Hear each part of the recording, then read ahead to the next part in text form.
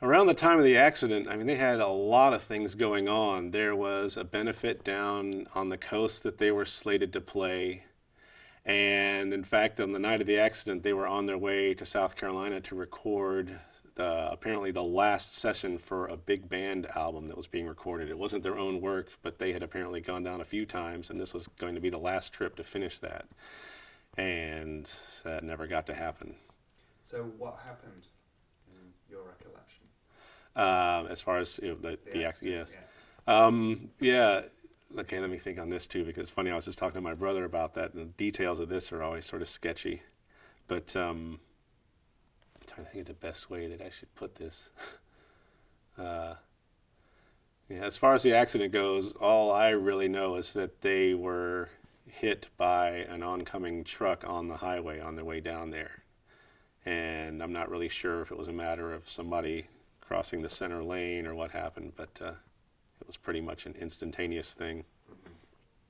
Do you remember it personally, or that's Yeah, that was a strange. I was 8 years old when that happened, and I remembered waking up that morning and thinking, "Well, I'm supposed to be at school now. What's going on?" And going upstairs, and I saw my mom and Mary Shaw was there, and all my family, and it's okay, something's not right. And they sat me down and told me what had happened that night. And I completely remember having no idea how to process that. I just sort of, I think I just sort of locked up, just froze up, and just kept, thought about it in my head. In fact, I remember it wasn't until a few days later, I think at the actual funeral itself, where it suddenly just hit me, and out it came. I was like, wow, okay, so this is what happened, and yeah. And where do you think they would have gone, in their careers? That's a thing I always wonder about, is what lay ahead for them, because they had so much going on and they were doing so well, and everything you read about them was so positive, and they just seemed to be going up, up, up. And they were 22 at the time, which I also remember as a kid thinking, God, that's so old. And now I'm like, oh my God, they were just little kids. And I always wonder what, you can always wonder what could have been. But I can't imagine it being anything less than pretty stellar. Yeah, and now that you've as much as anybody, you've been through the archive and that. Yeah. Kind of thing. What do you think of the music that they left behind? Yeah, when I listen to the music now, again going back to the age, I just keep thinking they did this at 22. I mean, these rich arrangements, and it's really musical. It's not improv-y and just sort of fluty going off and just, it's, there's a nice construction to it. It's very melodic. It's sort of like Beatles jazz kind of thing. There's a hook there to it, and it pulls you in, and musically it's interesting. And sort of like, I remember at the time, the big thing they were listening to was Weather Report. I remember listening to those albums and thinking, okay, this stuff seems, in a similar vein.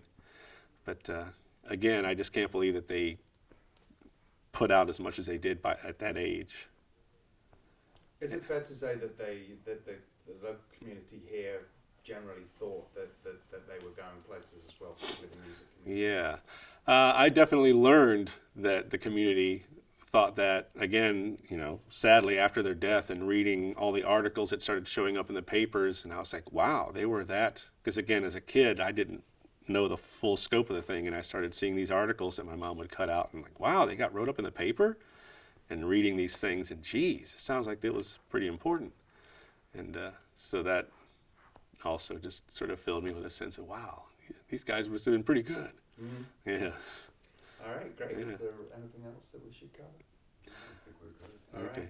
Right. I'm trying to think of the things that I wanted to make sure I mentioned. Did I mention the whole? Well, I guess it was sort of an aside. Just the one thing I remember about the movies at the time was, yeah, I mentioned that, right? The Christian albums here and the Lisa poster. Yeah, but right? you can say it again if you. All right. I just sorry. in trying to think of stuff that really pertains to this, trying to think of a good nugget of info, which is. Did you know that they'd worked on movies when you were a kid? Yeah, that's the funny thing. I didn't even know that they were doing music for a movie until I remember one day, I think they came over, and I think George rolled out this poster on our dining room table. And I remember my parents were I could tell they were sort of half trying to get me not to look at it. I was like, what? No, I want to see it. I was probably 6 or 7. And I'm looking and I was like, wow, there's this big scary looking house and there's an axe in the roof and there's blood pouring out the doors. I'm like, whoa, what is that? And I think to sort of like get my attention away from that, they said, oh, well, John and George did the music for this movie. I was like, oh, cool. And so, that's, again, just the diverseness of the guys. Oh, geez, I messed that up. But yeah, again, just the diversity of their musical talent, that they would be doing this one day and the next day they're going and playing on some Christian music session. That always made me laugh, just to think, oh, this and that. They're doing it all. It's great. Brilliant. All right. Thank you very much. Okay, thank you. Very much, Cool. Eric. No, thank you, Ricky. Well Yeah. done.